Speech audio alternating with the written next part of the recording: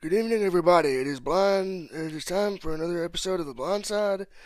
I'm your host, Tim Moore, aka Blind Metal Gamer, and I am going to be giving you guys a special treat tonight. There's no guests, unfortunately, but we are kind of remedying that hopefully next week to round out season one of The Blind Side. So tonight I'm going to do something a little differently. As you all know, yesterday, May 16th, was the 10-year anniversary of the passing of Ronnie James Dio. So tonight, I'm going to talk about that event, where I was, what Dio's music means to me, and the legacy that he has left behind in the world of metal and just music in general. So we're going to go on and get this thing going right now. This is dedicated to Dio, the 10-year anniversary. So, let's begin here. For those of you who do not know Ronnie James Dio, sang in several different bands. Elf, he sang in Elf. He sang in his own band, which was Dio.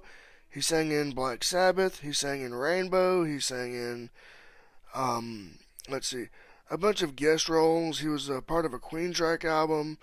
He did a lot of things, and he would just do so many things musically. I remember my first experience with Ronnie James Dio was the song Holy Diver. I remember that song being one of the songs that really kind of put it on the map for me. Like, wow, this is Dio. This is good stuff. And then I started discovering his backlog. He sang with Rainbow from like 1975 to 1980. And then they needed, then Ozzy Osbourne left Black Sabbath. And when Ozzy left Sabbath, Dio joined Rainbow. And Dio, no, correction. Dio left Rainbow to join Black Sabbath. And when Dio joined Sabbath in 1980, they recorded Heaven and Hell, one of the most eclectic Sabbath albums ever, in the beginning of just bombastic stuff with Ronnie's vocals. Then Ronnie went to guest on the Kerry Livgren album, that he did back in the 80s.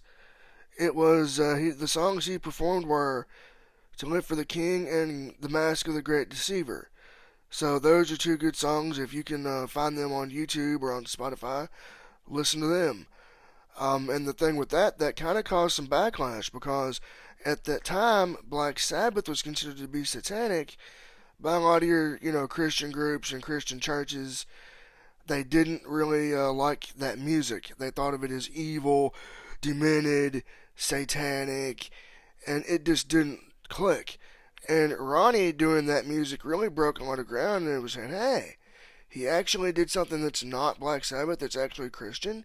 But see, Dio didn't consider that a Christian album. So he did that as a favor to Kerry Livgren, former guitarist of Kansas. And then, let's see, in the early 90s, he went and recorded Dehumanizer with Black Sabbath. And before that, The Mob Rules with Black Sabbath. Very good album. Let's see, then we got his solo career. Ronnie James, the Dio Band. We got Holy Diver. We got Lock Up the Wolves. Just so many great songs. All the Fools Sailed Away. Dream Evil. Let's see, Rainbow in the Dark, and then on the Rainbow side of things, Catch the Rainbow, Temple of the King, Stargazer, which, by the way, I was listening to that the other day, and just, oh my god, it hit me like, wow, Ronnie's gone, it's been 10 years, there'll be another like him. And I remember I was on Facebook one day, and not really minding him, just minding my business, and a buddy of mine instant messaged me on there and said, "Did you hear about Dio's passing?" My heart sank. I'm like, really? What? He goes, "Yeah, he died of stomach cancer." And my jaw hit the floor. I was shocked to even know that had happened. And it's ironic. The final album that he had released in 2009 was The Devil You Know by Heaven and Hell. It was basically the Dio Black Sabbath lineup under the name Heaven and Hell. And it was like, God, this is so good. I was listening to it one day on Spotify, And I'm like, this is so good. If he only wouldn't have died, we were gonna get Magic at 2 and 3. Dio released, let's see, other Dio solo albums. Push and Killing the Dragon in 2002. Magica before that in 2000. Master of the Moon in 2004. And ironically enough, when he passed of stomach cancer, Dio was working on Magica 2 and 3. And I was reading all these posts and all this from Tobias Salmon of Avantasia, and just a lot of people, John Schaefer of Iced Earth, were paying tribute to Dio after his passing. And I remember Tobias saying that he wanted Ronnie on several Avantasia albums, but Ronnie was just so busy that he couldn't do it. Now, I was listening to some Avantasia around this time, really hardcore. I just picked up, I believe it was the Wicked Symphony album. And I got, the Digipack version. And I'm just listening to these songs, and it's like, my God, Ronnie would have killed it on like Runaway Train. I know Jordan Land did the vocals on that. He did a good job. But God, just imagine Ronnie doing that.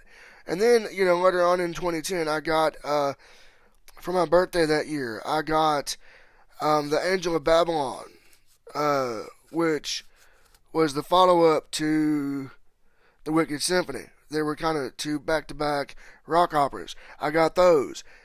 And I'm listening to Stargazers, right? Or Stargazer. And I'm thinking, if Ronnie were doing the vocals on this, oh my God, Ronnie would have just killed it. It would have been epic as all hell. It would have been great. And we wouldn't have to worry about, again, Jordan did a killer job.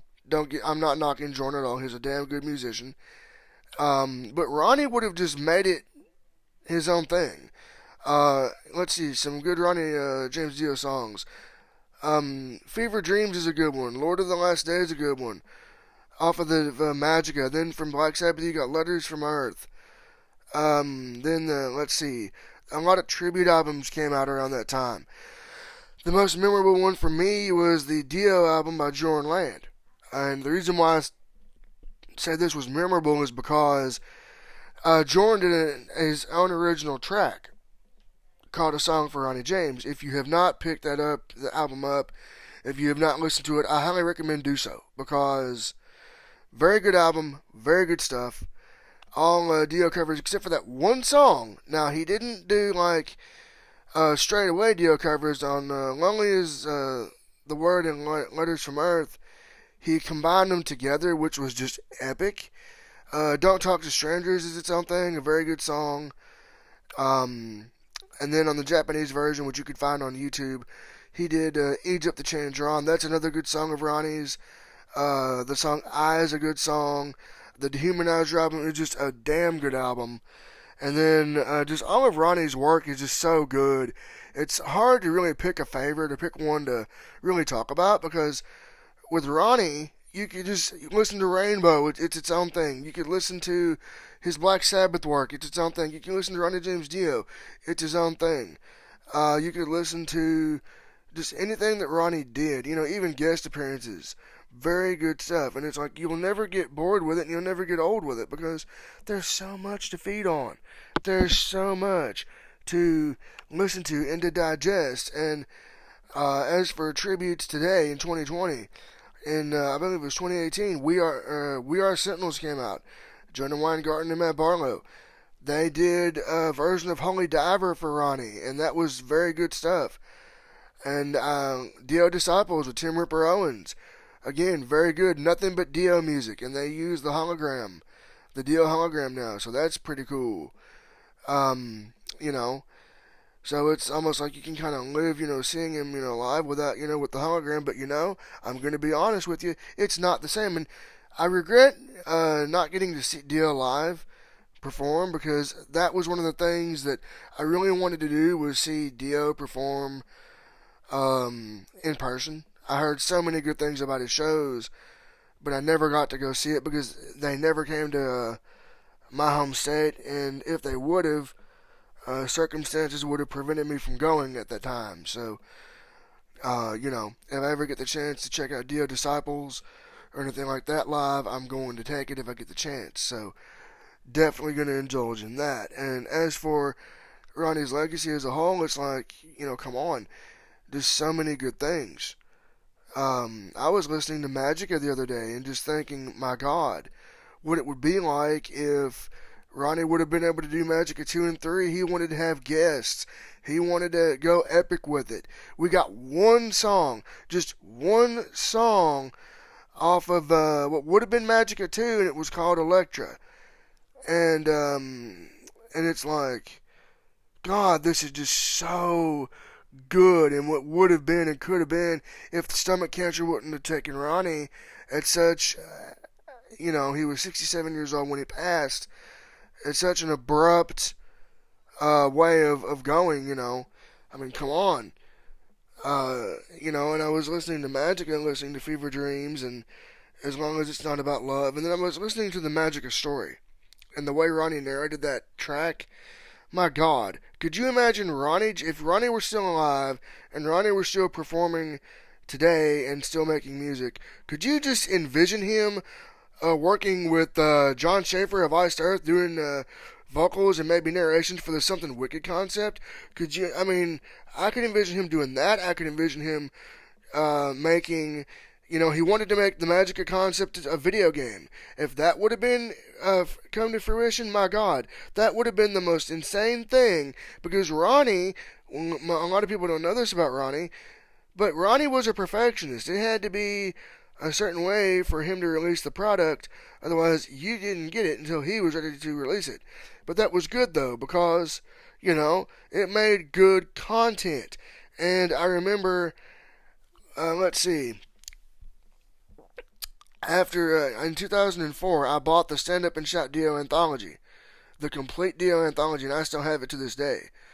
And I was just jamming out, rocking out to it, and really having a good time with it, and enjoying that that 2-disc collection, and just listening to songs I'd never heard before, like All the Fools Sailed Away. I'd never heard Computer God off of Dehumanizer. I'd never heard Man on the Silver Mountain by Rainbow, Lady Starstruck, another one. I love Long Live Rock and Roll, Hungry for Heaven. All these good songs that just very, very good stuff. Even, The Last in Line, very good songs. Strange Highways, Lock Up the Wolves, Dream Evil. All these classics that, thank God, they're available for us to listen to today, because if they weren't, out there now, we would never get them, because, Dio is no longer with us. But thankfully, we got Jorn Land, we got We Are Sentinels, and a plethora of other great metal bands paying homage to Ronnie. And, I've heard a scuttlebutt of a Dio documentary in the works. And, when they bring that out, I'm going to cop that. That I'm going to get that. That's a fact. Let's see. Then you have they're re-releasing Dio albums to this day. Wendy Dio and I believe it's the Stand Up and Shout Foundation. I believe they are re-releasing a lot of Dio's old material with bonus tracks. I remember, I think they redid Stargazer for charity. It was some other musicians that were doing it. And my God, I listened to it, and I'm like, this is the way it should be. This is how, tributes should be done. They're doing them the right way. And I think that, I think there's a rumor, I don't know, don't confirm this and don't take this as fact, but there might be a re-release of that hearing aid project. I don't know if that's a fact yet or not. It's not been confirmed. That's just a rumor in the rumor mill, so take that with a huge Jethro bowl of salt, because when it comes to rumors, I don't believe them until they're confirmed. Let's see. And then it's just, I'm, as a fan of metal and music in general, we lost one hell of a musician. It was yesterday, 10 years ago. I couldn't do this on the exact day because I had prior commitments, so we're getting it today. This is definitely, 10 years from now in 2030, we'll be talking about Neil Peart from Rush. And, Ronnie was one of a kind, and I was watching again YouTube just a couple weeks ago, and Iron Maiden, when Dio passed, they dedicated the song Blood Brothers to Ronnie. And then I believe it was in Hellfest, I think. I forget where, but Twisted Sister in 2010 did Long Live Rock and Roll again for Ronnie. They learned that song and played it live in memory of Ronnie James Dio. And that's great because his music is still being kept alive today. And like I said, we got Dio Disciples. We got the Ronnie James Dio This Is Your Life album. That's a damn good album. I highly recommend that. If you haven't checked that out, go listen to that. And then, let's see, what else? Just look up Dio on Spotify and listen to all of his catalog. And look up Rainbow from like 1975 to 1980. Very good stuff. And then, let's see, Black Sabbath from like 1980 to, oh shoot, when did he leave Sabbath? I forget when, but the early 90s. And then, let's see, just a lot of things he did, and it was going to be just so many great things. He won the first ever Golden God Award, and that was so fitting because, ironically enough, that was the last time that we got to see Ronnie on stage live. Because shortly thereafter, that stomach cancer came and hit Ronnie, and it got him. But the weird thing is, they were expecting him to make a full recovery and come back. They were thinking he was going to come back and make a full recovery. But you know what, though? It wasn't meant to be. Because he passed away May 16th, 2010, in Houston, Texas. And, when I heard about it, as I alluded to earlier, I was on Facebook. And I was just shocked that Ronnie had passed. Because, I mean, come on. I think of the metal vocalists in this order: Ronnie James Dio, Rob Halford, Bruce Dickinson, John Bush. You have Joey Belladonna, James Hetfield. You have Matt Barlow, Tim Ripper Owens, Stu Block, Amanda Kiernan. All these great singers who were in one way or another influenced by Ronnie. And you also have Jorn Land. You have Joachim from Sabaton, Joachim Braden from Sabaton. You have, let's see, Jorn Land. You have Sully Erna from Godsmack. You have Rob Halford from Judas Priest. Tim Ripper Owens, which I alluded to earlier. Let's see, who else? Chuck Billy from Testament. All these great metal vocalists from the 80s that are still kicking it today. And I guarantee you, if Ronnie was still here and Ronnie was still alive, Ronnie would be kicking it, making good music, making good metal. And just imagine the collaborations that could have happened. We could have had Ronnie on that Avantasia album, if he were still with us. We could have maybe had Ronnie's version of Avantasia with the Magic of 2 and 3 records. There's just so many possibilities and things that could have happened because, with Ronnie, but unfortunately none of that'll be because he's no longer with us. And, I think that, 10 years, from now, we're still going to be talking about Ronnie. We're still going to be talking about his music. We're still going to be talking about what he meant to the metal community. And I myself am not a musician. I'm just a fan of metal and a fan of Ronnie's work. And yeah, this definitely was a kind of a bittersweet time because, yeah, we're approaching a Memorial Weekend and with all that's going on with the pandemic and all this.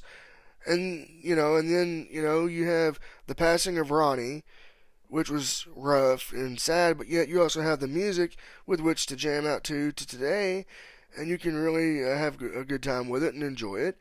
So yeah, to round this thing off, I want to say, if you have not listened to any Ronnie James Dio, just look up Dio, that's D-I-O, on Spotify or YouTube, or look up Black Sabbath or Ritchie Blackmore's Rainbow, and just look at some of the songs I mentioned in the cast earlier, and you'll have a great time listening to Ronnie's music, listening to his gift that he left to the world. So in this instance, I would like to say this has been dedicated to Dio, the 10-year anniversary of Dio's passing, and we have just a lot of great things just to look back on. So go throw on some Ronnie James Dio or Black Sabbath or Rainbow or Heaven and Hell and just have a good time and have a cold one and enjoy some good metal in honor of Ronnie.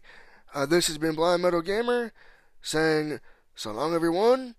Stay healthy and stay safe, and I will see you next week with the season finale of The Blind Side Season 1. I will give you more information on Season 2 at that time. Until then, so long, everyone, and peace out.